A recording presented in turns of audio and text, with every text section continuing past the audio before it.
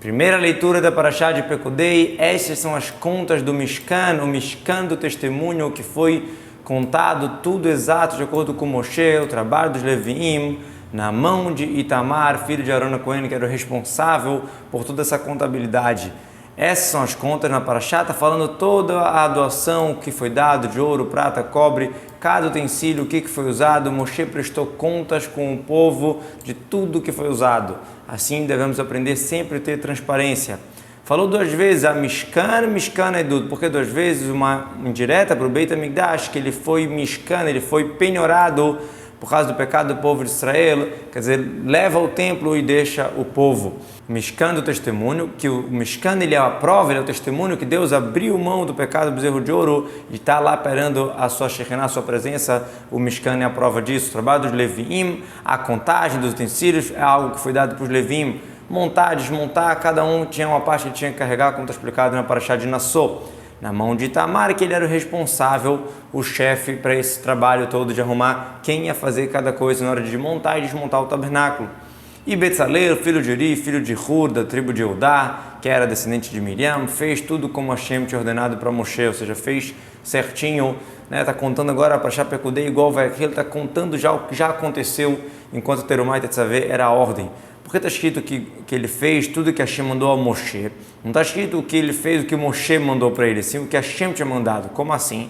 Na verdade, Betzalel conseguiu pensar até em coisas que o mestre dele, o Moshe Rabbeinu, não tinha falado. E ele conseguiu falar. Por quê? Quando Moshe falou para ele, falou, olha, faz os utensílios, depois faz o tabernáculo, a casa. Aí Betzalel falou, o normal, primeiro a gente faz uma casa para poder ter onde colocar. Então primeiro tem que ter o tabernáculo, depois botar a arca sagrada. Aí ele falou, olha, assim eu escutei de Akadosh Baruch Hu. Aí Moshe respondeu para ele, olha, eu escutei de Akadosh Baruch Hu assim. Primeiro ele mandou fazer a arca sagrada, depois mandou a ordem sobre a construção, como está na Parashá de Terumá.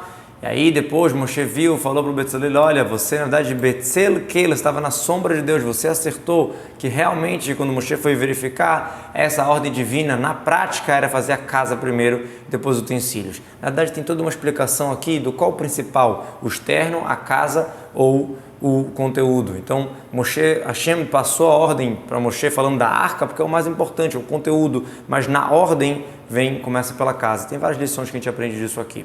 E junto com ele estava Oliá, filho de Ersamá, tribo de Dan, que eles trabalhavam com pedras, trabalhavam com a madeira, faziam cálculos, tecidos muito profissionais, costuras em terreta, gamã, trochanino, lã, pintado e no linho, todo o ouro que foi feito para o trabalho, em todo o trabalho sagrado, quanto que foi o ouro da doação, 29 kikar, que é uma medida de peso, e 730 shekel na medida do shekel a kodesh. Quanto que é um kikar? 60 mané. E o peso para o sagrado era calculado em dobro. Então, um kikar é equivalente a 120 mané, é uma quantidade grande.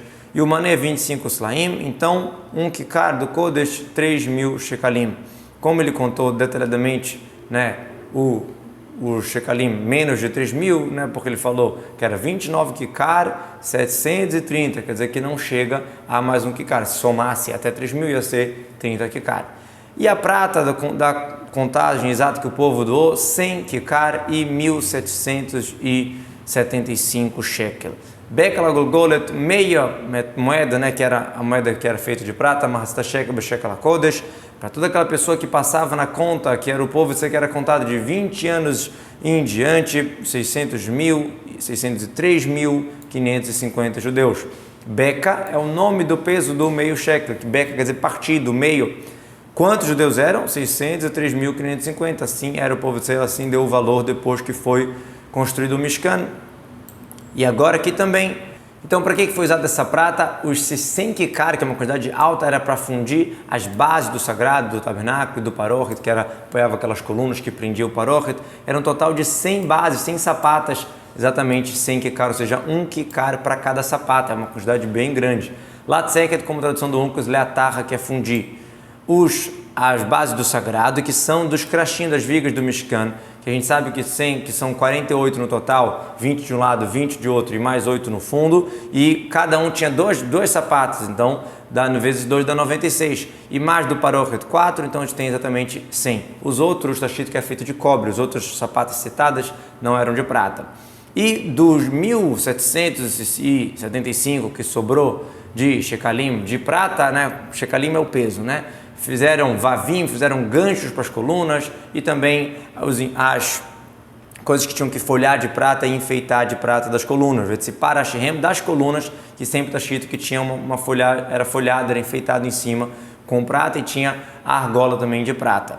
E qual foi a quantidade de cobre da doação? 70 kekar e 200 e 400 shekel. Para que foi usado esse cobre? Para fazer as sapatas da porta do Ohel Moed e também para usar para o Mizbeach, que era folhado de cobre, para fazer também a sua grade em volta, e os utensílios do Mizbeach, que era tudo de cobre.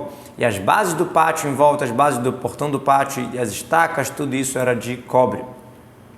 E do lã, a tcheret, a gamã, tinha aquele lã de várias roupas, fizeram bigdei estrada, aquelas roupas, aqueles tecidos que era para cobrir os utensílios quando eles viajavam, e também fazer as roupas sagradas de Aharon e dos seus filhos, como Hashem mandou para Moshe. Aqui no início ele não cita o shesh, ele não cita o linho, porque aqui o Rashi fala que esse bigdei estrada não são as roupas do Keuná, não são as roupas do Cohen, porque todas as roupas do Cohen têm o linho também. Aqui são roupas que cobrem os tecidos sagrados na hora da viagem, que não tinha linho nesse tecido.